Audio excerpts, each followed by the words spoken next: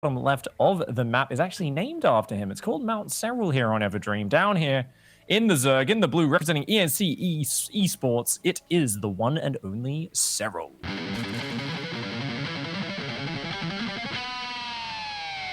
We need to get him like the Sephiroth theme specifically for him. You know what I mean? Yeah, man. He's been looking so good lately, honestly, has Serral. And this matchup especially, I think if you're playing Serral or Rogue as a Terran, it is two of the most difficult players in the world right now. I think Raynor is just behind those two in terms of like just the frustration of playing against these Zergs, because they are so good at scouting your tricky plays, but they're so good at not dying as well to all the standard players. Yeah, you've got a couple of bulletproof Zerg players going into these finals, and I would include Raynor amongst them as well. Honestly, it feels weird to talk about any Zerg without mentioning him with the run that he had in EU, especially. But you were saying that top right corner, that's Mount Serral on this map, just to be clear. Yeah, mate. All right, I gotta keep this reference forever. To me, it kind of reminded me of that. They like to pray up there, mate. It's like the entrance to the first level in Banjo, where you can't climb it unless you turn into an ant or whatever. It's pretty steep. But Mount Serral will do too. I like that. Yeah, only a goat can climb up the mountain goat. You have to turn into a goat before you can jump. I'll keep that in mind next time I get transmogrified. We have relatively standard setups on both sides. I do like time going for the reactor opening, by the way. I feel like a lot of Terran players out there from time to time, you find yourself asking, why did I try to force something with the Reaper?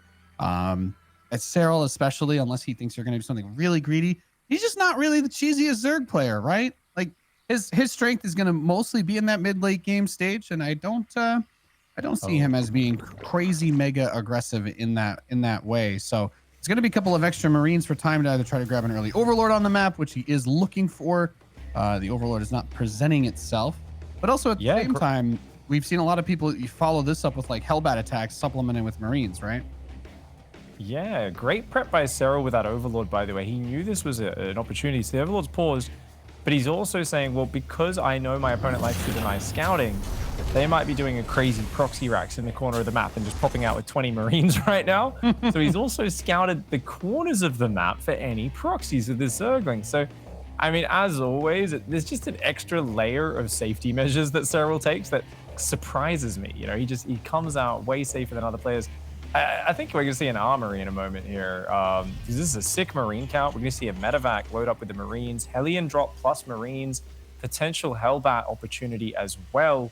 It's going to be an interesting opening pressure. The unupgraded Marine drop, something we very rarely see in these matchups. Yeah, it's something that we don't get an incredible amount of, but you get that extra DPS of not having to wait for the long attack time between the Hellions. So you get a little bit of extra sustainable push power, I should say, against the Queens, for them trying to kind of just kite backwards, or especially the Zerglings if they do get a surround on those Hellions. And I am looking for that armory that we were talking about, because I agree with you. I think this is a big... This kind of looks like it should be your standard Hellbat shenanigans with this, but he's going to throw in a third command center instead. And I mean, there's a bathing that's halfway done for Serral. So I don't know. It's a mild head scratcher. He's just going to send 8 Marines and then eat the Hellions into the natural, maybe. You know what? It's not bad, right? Sometimes we underestimate it, but this early on, 8 Marines, it's got a lot of flexibility, and those Hellions are going to be able to come across and join it. So he's just got to not take too many hits on that medevac. Yeah, so good positioning here by Serral. He's got a Baneling Nest. He was ready for Hellbats as well after seeing that Marine count, but it's just going to be pushed back for now. The Hellion's going to look for a bit of a rotation in the natural. So many Queens are out, though. Yeah, I was gonna say, just Hellions alone, like, yes, if you get to a naked drone line by yourself, you know, that's great, grand, wonderful. But if you don't, then, you know, Hellbats, the reason why people do that is because it actually has a little bit of fighting power to them. But just throwing all these Hellions in and then getting hit by the Queens on, you know, as you go past them, and then all the Lings waiting for you, makes it a bit dicey to try and do an attack. So I do like that time is playing with these Hellions a little bit close to the chest. Now, I'm sure he's about to suicide all of them now that I've said that.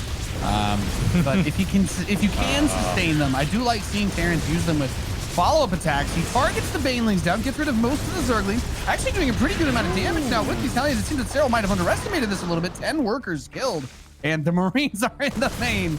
They're back, Pete. Yeah, 3 of them did go down unloading on top of the Zerglings that were underneath them. But 5 Zerglings was not enough. And going to take out a few more drones, a few more Zerglings. This is awesome pressure. It's that flexibility of it. It's the fact that because you're not committing to the Hellbats, it's not one-dimensional. It's not one sudden moment where you go in. It's you know, sustained over time. And he finds the opening does get a bit of a trade-off. As the dust settles, you've still got Hellion production for time. So that tells us something. It's going to be Marines and Hellions for a while yet, Nate. It's going to be more of this sustained pressure. Yeah, there's a 3rd command center up, but obviously the worker advantage is there for Serral. He is behind in upgrades, though. He's got double Evo starting now, but the upgrades are solid 30 seconds ahead for the Terran. And adding Hellions to Bio, it does add a lot of anti-Zergling roasting power. You can't just swamp this with Zerglings. You've really got to use your Queens, your Banelings to make sure you've got all the pieces. And that's what I love about this style. As the Marines and Hellions get one of the Queens pushing back.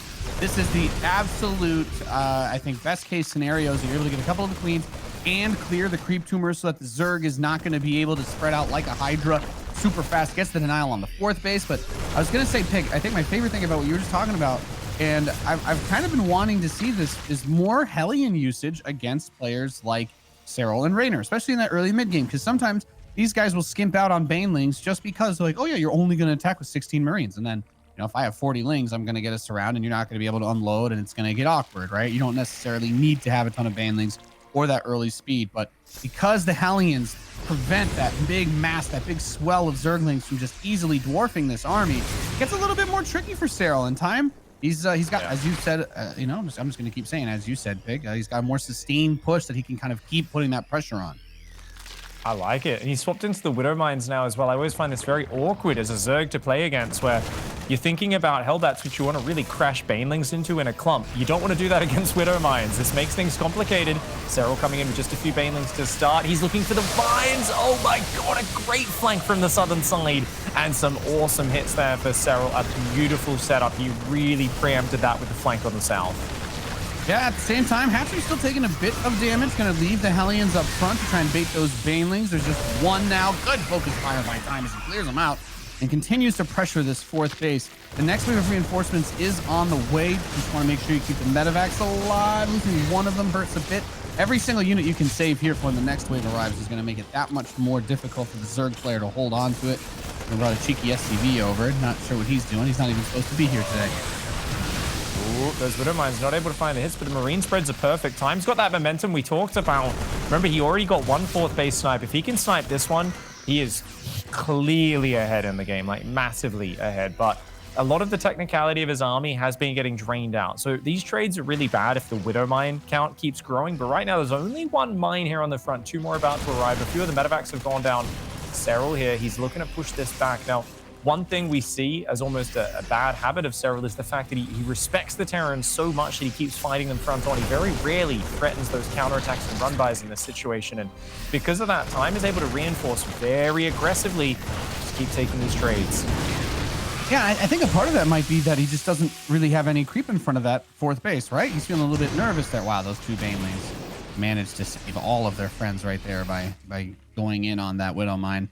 Oh, we're about to have a pretty juicy shot. The rest of the Lingbane is going to force these medevacs to lift up and move a little bit further back. But yeah, that's actually probably the biggest thing I noticed about that was he kept everything at that 4th. He was a little bit overzealous in protecting it and not looking for those classic run-by opportunities that we see out of these top European Zergs. Almost always backstabbing. Yeah. Definitely Serral's the guy who wants to crush you on the front, push you off the map, right? I often see him defend like 7 attacks on the front on the 4th, and then he will send the counter attack. And finally, you know, whereas someone like Raynor is like he's counter attacking before your attack even starts, right? And he'd already have 50 SCVs killed. Let's be honest. Yeah, it's actually something where it can make a huge difference. It can be absolutely huge. So I don't know. 2-2 still ahead here for Time. I'm wondering, are we going to go straight to 3-3? And the barracks count is there. He's also got a lot of tech labs. 4 tech labs. That's awesome. He's been on point. That's a really good call out there, because I was looking at when I saw the 2-2 start at the same time, like the same frame that +1 finished. He started his +2 upgrades. So getting the +3 attack immediately, very well done. Hope he realizes he's got to start the armor as well. That is a useful upgrade to have. You know, your units taking less damage generally increases your chances of being able to win the game. Just kind of putting that out there. Yeah, a lot of players choosing to skip it though, right? They like to go, it's not as important, and I want every bit of unit that I can. But it's kind of weird to skip it in this scenario, where you're not only going the 4, but you're also building mass missile turret everywhere, which to me seems like a bit of almost an over-response. A lovely cleanup there by Serral. But I mean, it's an over-response if you're going all in, right? Because you're like, well, no, you're forcing those mutas on the back, right?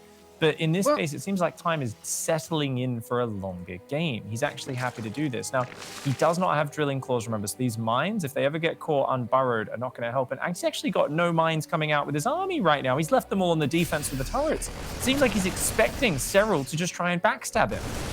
Yeah, I was going to say, that's the one reason why I don't hate that from him, because how often do we see what kills the Terran is exactly that? These big backstabs, leaving a bunch of Ling Bane on creep, and then saying, okay, well, the mutas are going to try and force you to be harassing. But when you run into a wall of that many turrets, suddenly the Zerg player kind of can only really use the mutas primarily as a function of the army, or at the very least, it drastically reduces their chances of getting big damage done with those counters. Now, unfortunately, the one base that only has a single turret is going to be that third, and that will immediately get smashed down.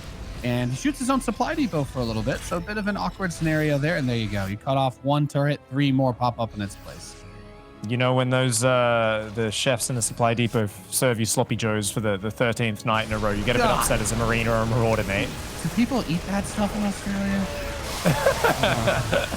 Dude, I don't eat sloppy joes, man. God knows what's in that stuff.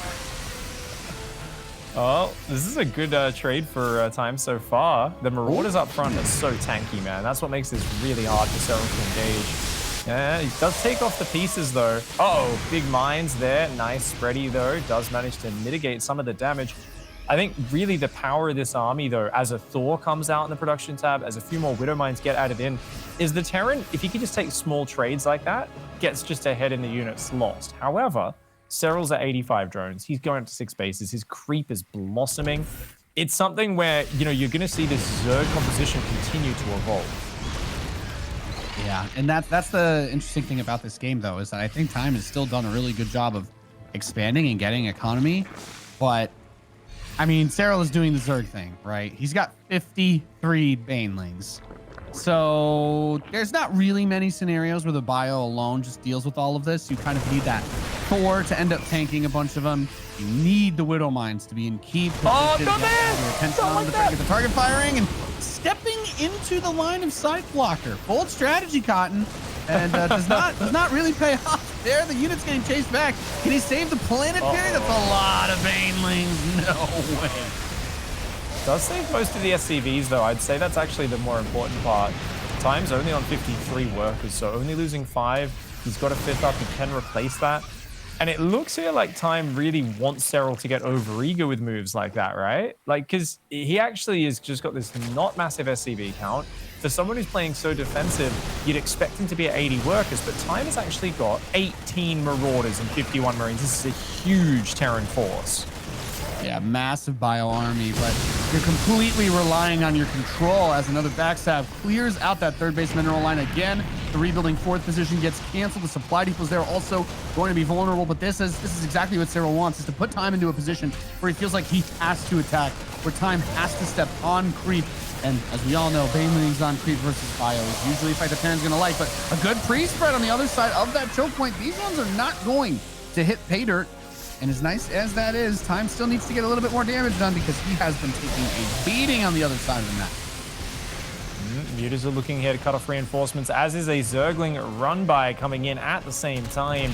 Serral here, I think, is very happy to give up this base, but he wants to tax Time for it. He's going to roll in packs of Ling Bane, coming in with a flank of Mutas and Zerglings from the left at the same time. Oh, this is really hard. There's not many Marines left in there. There's only one Widow Mine in the very rear of this army. Yeah, this is the other hard part about this, right? You want to have those Marauders to soak the Banelings. You're thinking to yourself, all right, if these guys eat those, the Marines will be okay. But the Marines do get bled out enough from being spread out and picked off to the point where those Mutalisks are suddenly able to just kill the entire army if he doesn't bring the rest of everything else over. And he is retreating back to this choke point. That's an incredibly large number of medevacs that are starting to get shaved away too here. The Ultralisks, Space Cows kind of roll on up. They are full-fledged, just missing that off-creep, speed upgrade, but they're going to be quite difficult for the bio to deal with if they're able to get on top of them with the rest of the units. Good target fire, though. First Ultralisk down. Transfuses are slamming into the other one, though. He's not able to kill it. Is really good control out of Serral. Now, this choke point should be literally the worst possible position to try to move Ultras through. However, time is going to tap out, and Serral takes map number 1. Big. There's a cool attack at the start. I think really good pressure by time, right? To start things off. The Hellions managed to get a pretty good amount of drones, but also worth mentioning, it was not just, oh, he threw 4 Hellions in and got 10 drones. No, he threw like 10, I think it was like 10-ish Hellions. It's a very, very expensive investment to make for those drone kills. The follow-up did get the 4th base cancel, but he couldn't stop Serral from eventually just doing what Serral does. He got that economy, he ate the map, and with the Mutalisks and the Banelings, crushed Time's economy over and over. Yeah, man. I was like, I said it at the start of the game. If he could snipe a 4th, get some momentum, that's where Time's chances go up massively. Well, he got the initial 4th snipe, but this was off an even bigger commitment than I was expecting. And I do think the follow-up attack had a lot of potential, but there was that Baneling flank, because this was great flexibility. Serral not only had to re-expand to the other side of the map and kind of move his creep spread focus to the south, but he also set that Baneling flank up below the base and sandwiched that first big Hellbat Marine push. And that was just an awesome move. So Serral there felt like he had some good reads on what was going on, wasn't surprised by, say, things like the 2 Marines trying to snipe his Overlord early. Really awesome preparation from the Finnish player. Yeah, just did a great job, I think, of kind of, we saw him tick off all the boxes of what you want to do there. And if I was going to say, watching that game, things that stand out to me, cool to not see like just a standard Reaper opener. I like when Terran players mix it up like that. I think going for the early Marines is great. What struck me as mostly curious was that he didn't go Overlord speed early on this game, which is something that Serral was known for, and also did not move the Overlord out early either. So he was like, yeah, I'm not going to take the risk of sending the Overlord there early in case he builds Marines, which was like 200 IQ. But then he's also saying, I'm also not going to do the other thing I normally do, which is get Overlord speed, which you would think synergizes with I'm not sending one early, right? Am I crazy on that? Yeah, I mean, you definitely think so, but I love the mix-up of when a player says, I'm not going to commit as much to scouting, right? You just get a bit of a heavier start. You have an extra queen. You have a bit more money, a bit of an earlier gas. You can afford that safety Baneling nest after your Zerglings run up and go, wait a second, why does this Terran have 6 Marines this early in the game? And he's like, let's just put down a safety Baneling nest. So it's more like, let's take more of a default approach to the matchup. Play with the limited information, have a bit more money from early, save that, and go with it. And I think mixing it up, something that Serral has done more than ever this year. He's changed up his strategies. He's very aggressive and mixes it up. His players are actually afraid of being all in by him these days, whereas he used to be so predictable. He's changed it up. He's really working to reinvent himself as a player. It's making him more dangerous than ever. He needs just one more map to win the series. Representing MC Sports, it is Serral.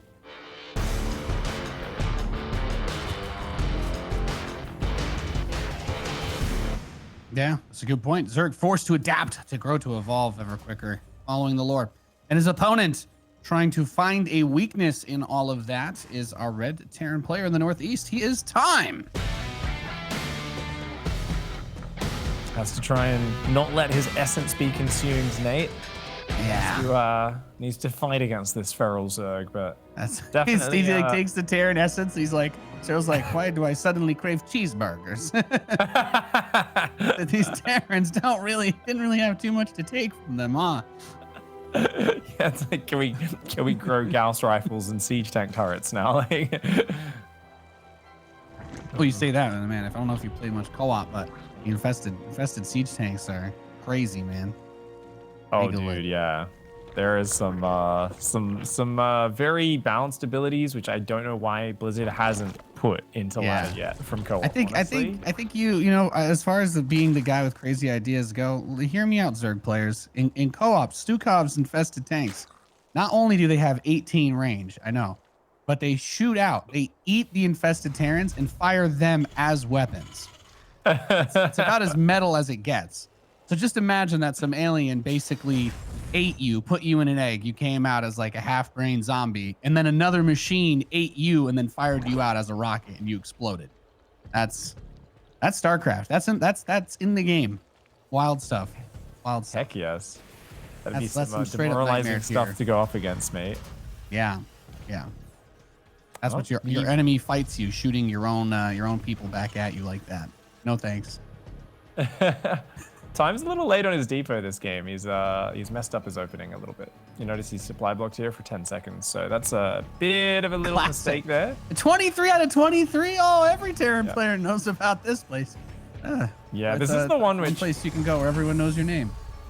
Oh, I know, right? It's like that one joins the 36 supply block with Zerg.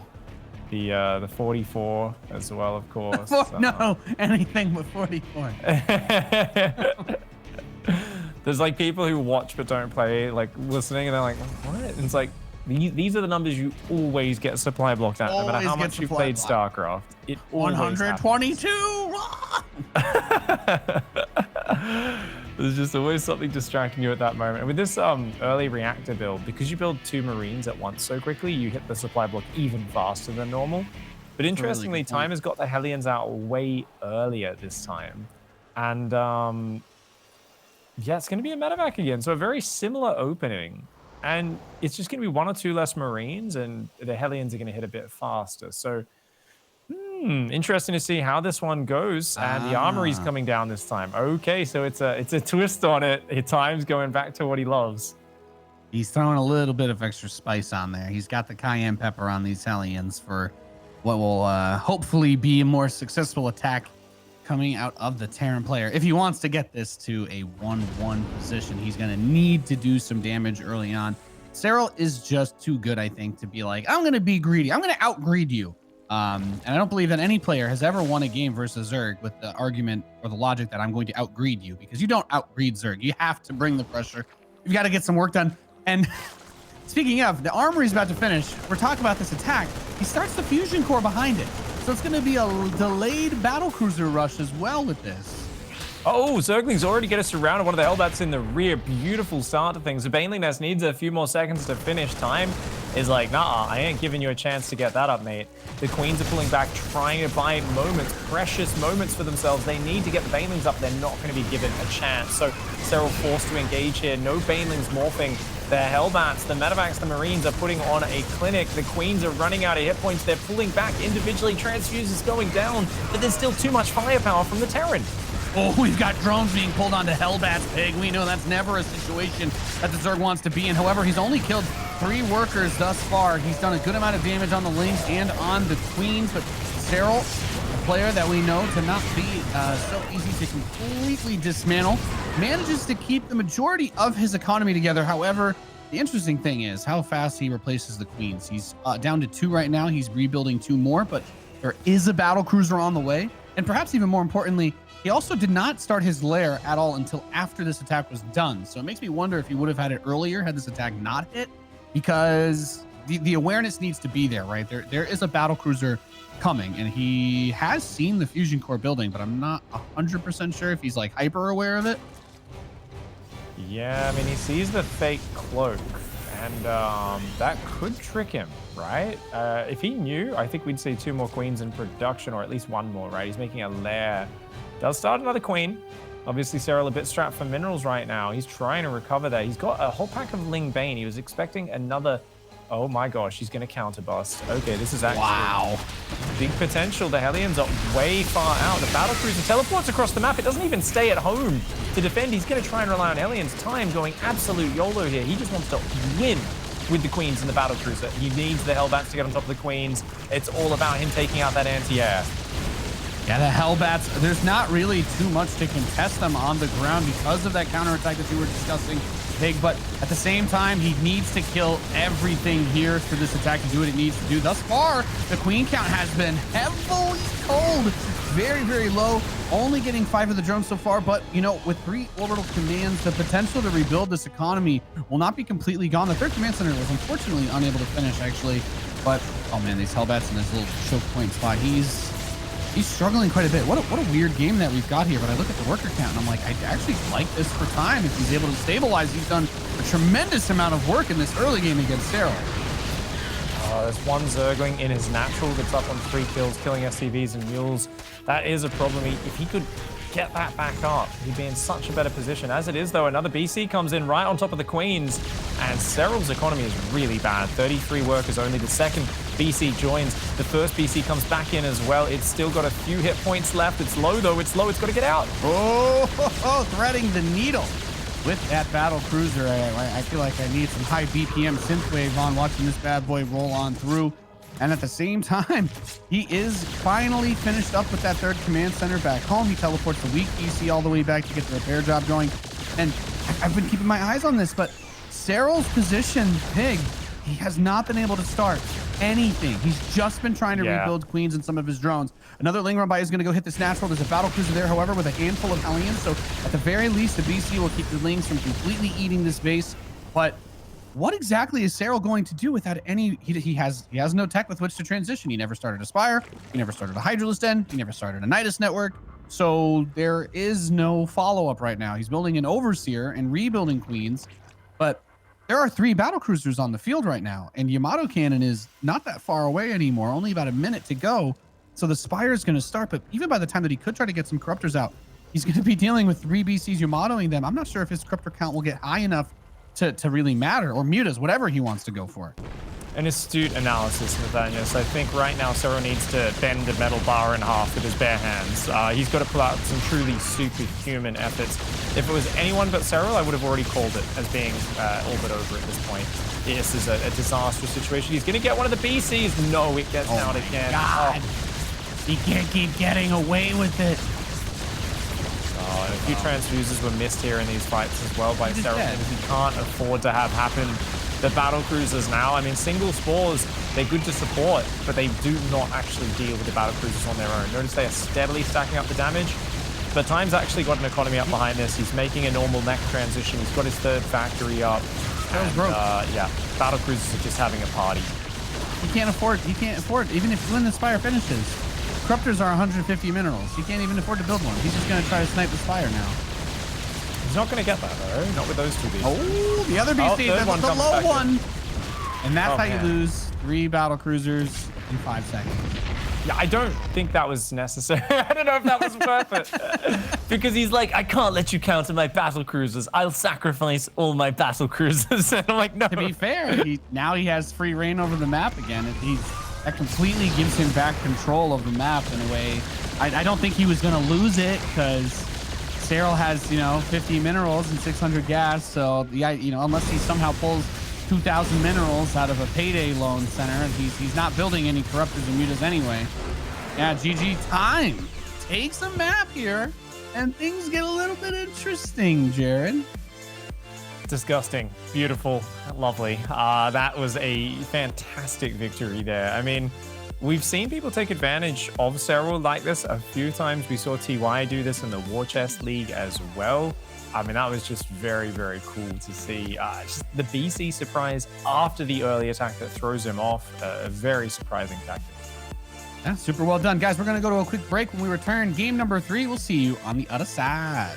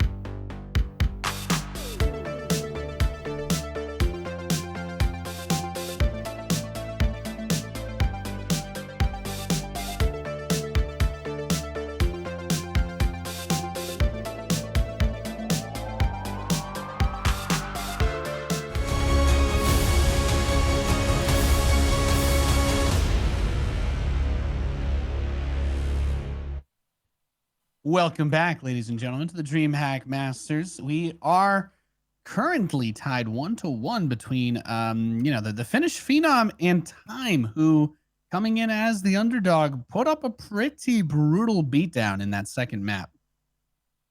Yeah, beautiful surprise. Hellbat timing coming out a lot quicker than the attack in game one. I think it caught Serral off guard. I'll tell you one thing, as a Zerg, when you decide to commit to a fast Baneling Nest to protect you against this sort of attack, and it's just not ready in time, it's the worst feeling in the world, because that could have been an extra queen, a few more Zerglings.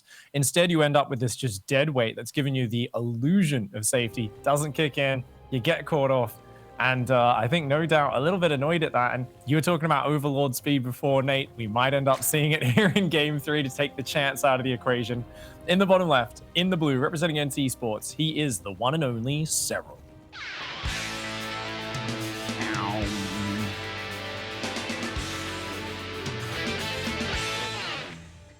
And his opponent in the Northeast bringing out some fresh builds. I'm liking it. I'm liking what I'm seeing out of him. He's tied 1-1 against a player he's not supposed to beat. Can he make it happen? He is Time.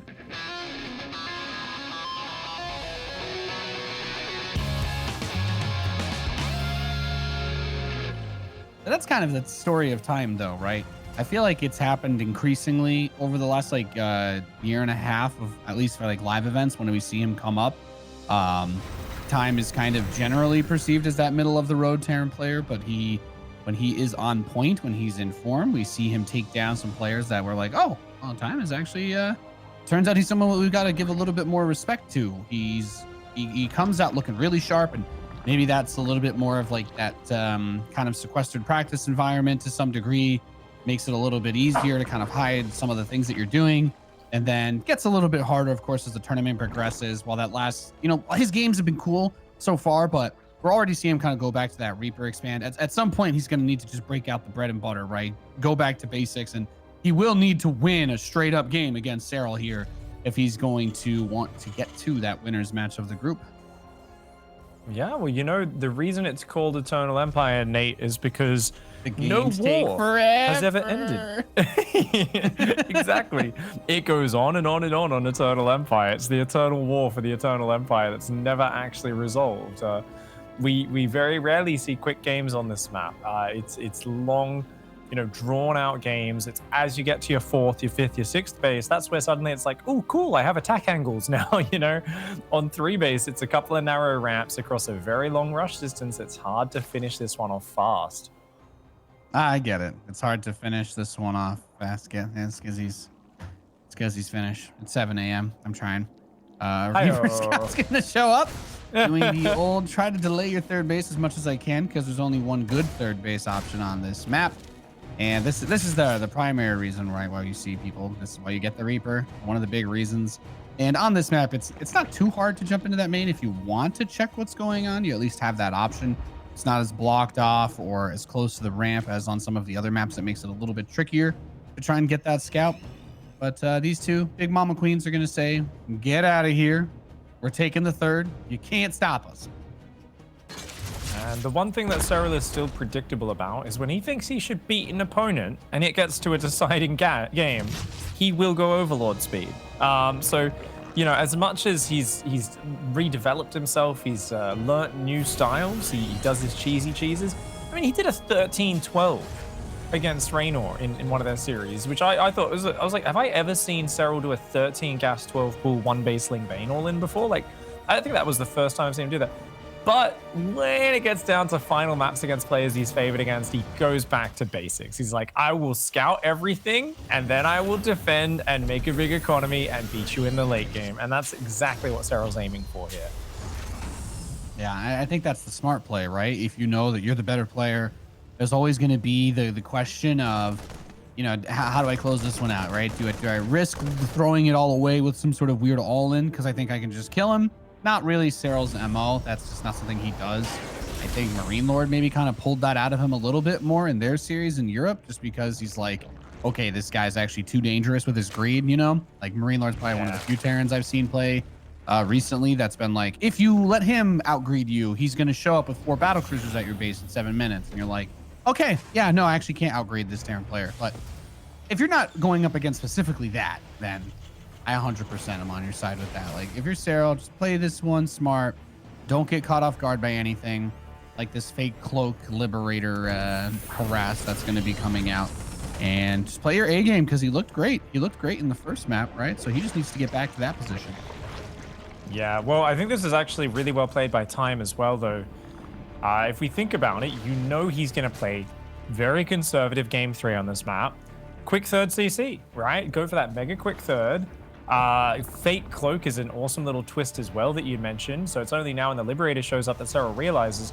And this is all going to lead to Time having not only a good mineral income, he's also going to have a head start on the upgrades. So that's going to be fantastic for him. Liberator comes in, gets a queen and a drone. Not bad. Oh, that queen was, he kind of like moved it. I think he believed that it would be out of position, but it was not. The next couple of queens are just going to run up and just kill this Liberator. But even then, look, one of them's kind of derping behind outside range. So he's able to get a few more drone kills. A little bit sloppy on the Liberator defense. And, you know, Pig, I was actually about to say, kudos to Serral for not getting baited by that fake cloak, because for all that we said about it, he doesn't have any spores. He just built one in his main or moved it from somewhere, but that's it. That's the only spore crawler on the map. There's nothing in the third. There's nothing in the natural. So he didn't really get baited by it, but still ended up taking damage from that Liberator. Yeah, he actually has a really cool response. So he goes super fast, Lair, where like he's always going to be able to make an overseer when he sees that Banshee. And he does it reactively as well a lot of the time, which is very cool because he wants to skimp on the spores. It also allows him to get a quick Bane speed, right? So he's got mega fast Bane speed. It means he's got so much control over any really early push that hits him. So if Time overcommits, the Bane speed could really pay off. But the problem is always the upgrades here. Once you go down this line, it's like, well, not only is your mineral income a little slower here, your queen count slightly lower early, but now you're looking at a situation where those upgrades are just going to be a solid 50 seconds behind. And as long as Time's on top of starting 2-2, it's going to continue to be that way. So a scary moment as 1-1 kicks in, 2 tanks, a bunch of Marines, medevacs boosting out. Time is going to be pushing towards the 4th and starting to look to trade. But with a Baneling drop set up to answer, Serral is already thinking ahead. Yeah, this is the kind of nasty, dirty stuff that Serral has just been punishing people with for a while. And we got to see that actually in that European bracket as well. Him and I think Raynor as well has been mixing this in more and more. As a Terran, you're usually not thinking about drop harass when you're playing against Zerg. It just doesn't really happen, right? Unless they're doing some sort of all-in, or, you know, usually it's a Nidus when they want to put units inside your base. But he actually has the Overseer kind of check over by that third in main at the same time, too, because the Marines aren't really in position. And Serral's like, I'm going to let that Overlord sit there. Look at this flank. He's waiting, Jared. He's waiting. Yeah. And that led to a lot of his success in game 1 was a Ling Bane flank. He's still going to go jump on it, even though Time sees it coming, and he gets on top of the tank. So, well done. I mean, Time thought he caught a flank getting ready, but Serral already had the 3 prongs ready. He was, you know, set up, willing to dive on top, and clearing that up. Yes, the creep's being delayed a lot. Yes, that stops Serral from just freely building workers, but he's playing Mutiling Bane, one of the most controlling styles. He's coming back in with the Bane drop as well. Here is Serral. Uh-oh, Time's got to keep his eyes open.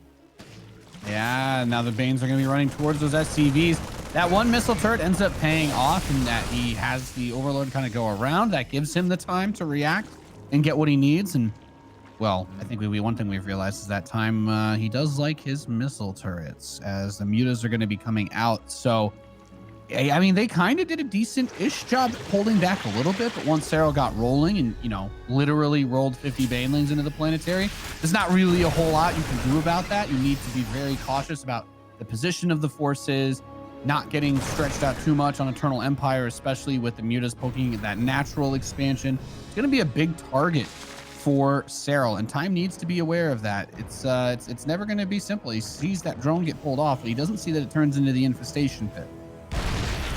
Oh, the Lings there, not realizing there's a full wall on that third. Miss rally and do end up going down through the tanks there.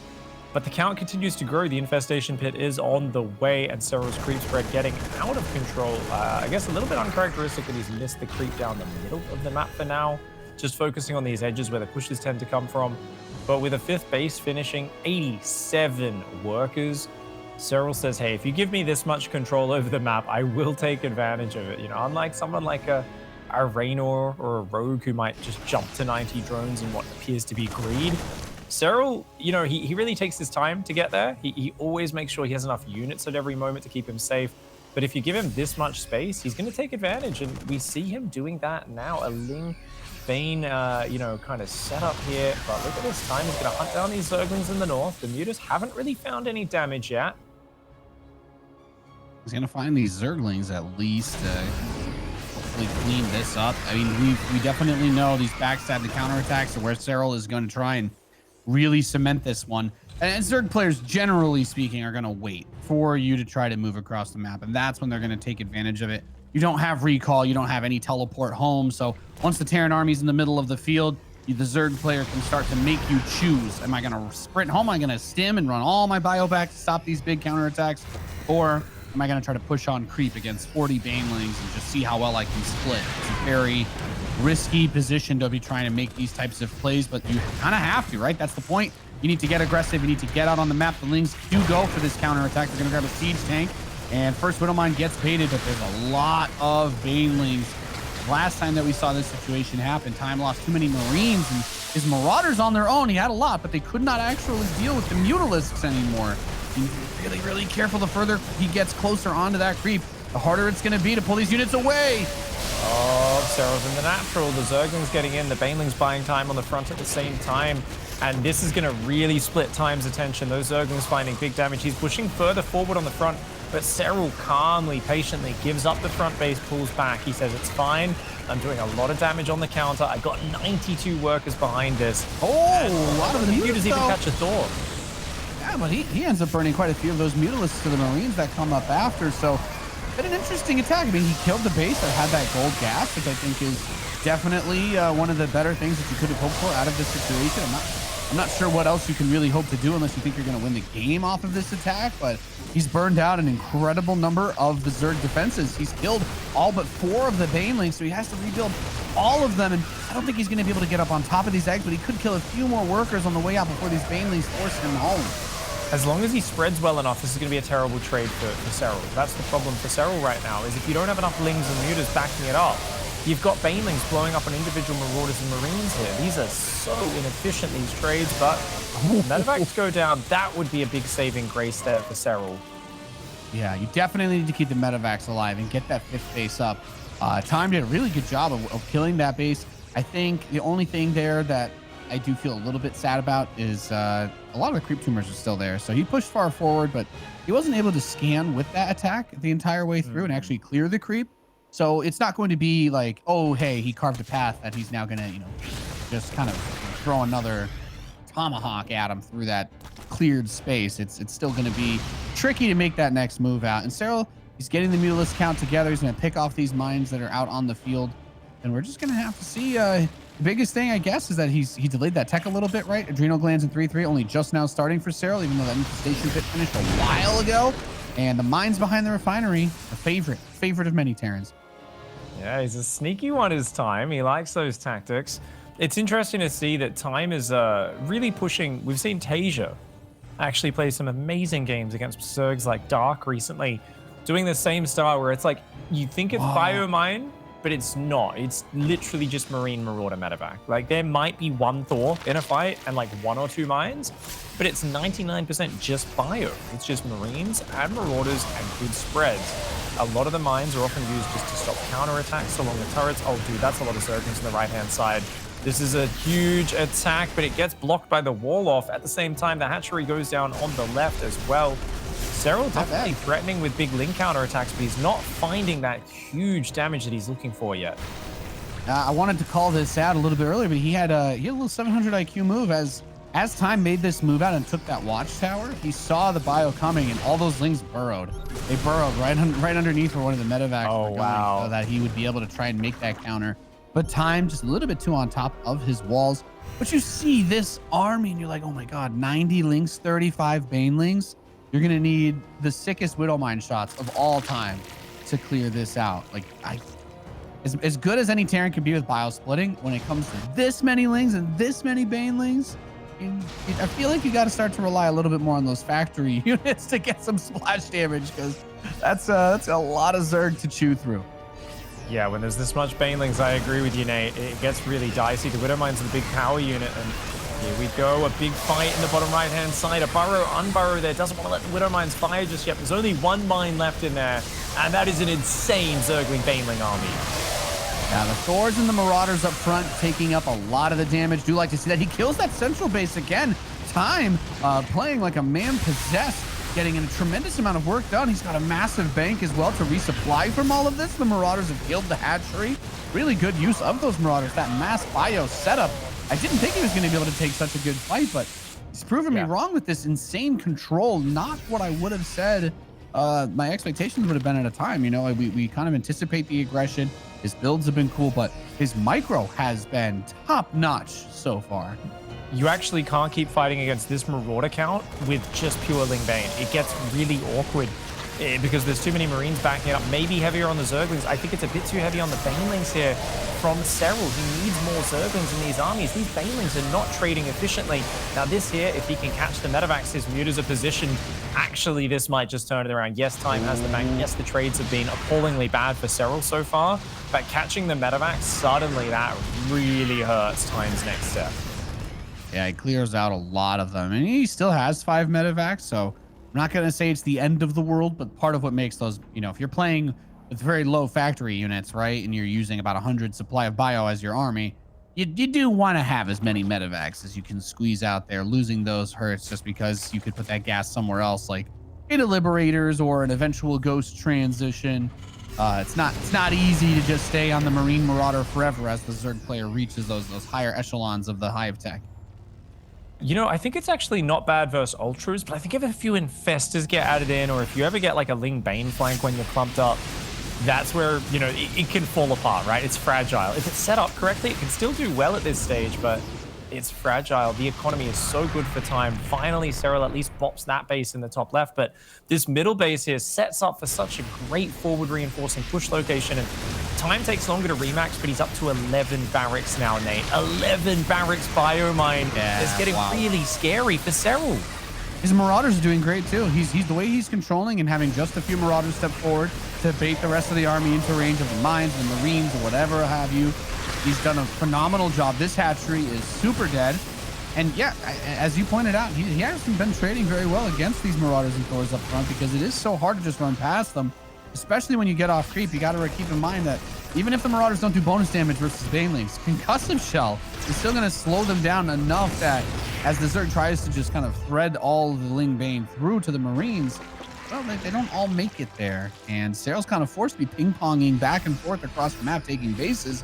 While Time, I can't believe he was able to take that 6th where he did on the left side.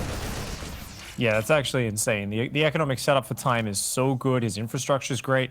I feel like because Serral's doubling down on Ling Bane Ultra Muta, this style can do it, but it's got to be about kind of catching the Terran out of position. You can't just keep fighting him front on. And right now it's Time who's dictating where the fights happen. Each time Serral goes for a backstab, Time blocks it, and Serral just goes back to engaging front on and slowly getting worn down in these defensive trades. Serral's got to find a way to jump on top and get control of the momentum. He looks for a bit of a flank here on this army. The Ultras get some good surface area, but that's a healthy Marauder count. Yeah, he has a Zergling burrowed underneath where that bio army is, by the way. He saw 2 Metavacs load up and go to the right side. The Mutas instantly went and killed those. I'm not sure if we got to catch that, but Serral's been very, very, very aware of what's been happening on the map, and that was a really, really good catch. 7 ghosts are about to pop, by the way, while these Mutas are harassing, and I feel like that's almost an opportunity now for Time, where if he can't get away or get on top of these ghosts, the steady targeting can kill a few of them, but instead he actually does get the ghosts with the Mutas. He finds himself quite happy, though. That's an incredibly expensive loss for the Terran player. Just a casual 6 ghost kills. Yeah. It was, I totally agreed. I was like, ooh, these Mutas might get sniped. And then it's like, or every single steady targeting could get interrupted just before it goes off. And a great pickup for Serral. It also gives him the heads up that Time is becoming less mobile. As these ghosts come out, the army does become a bit less mobile, but also it's way better at popping Ultralisks from afar. So right now, Serral, he's looking for that 2-prong. We were talking about the Ultra Bane, how you've got to hit multiple areas. The Widowmines on the right, though. Widowmines on the natural are going to get some big hits. No, he splits the Zerglings. God, he's too good. He's too good. The Banelings And the Mutas hitting those bases. The third mineral line ravaged. Ultralisks in the natural. And he's kind of got the Zerglings in the northwest as well, delaying where that base can go up. Mutas are going to help open the door for these Ultralisks and Zerglings to get inside the main. That Terran production threatened. And you know, Pig, as you were saying, that army less mobile. He stretched himself out by expanding in this way.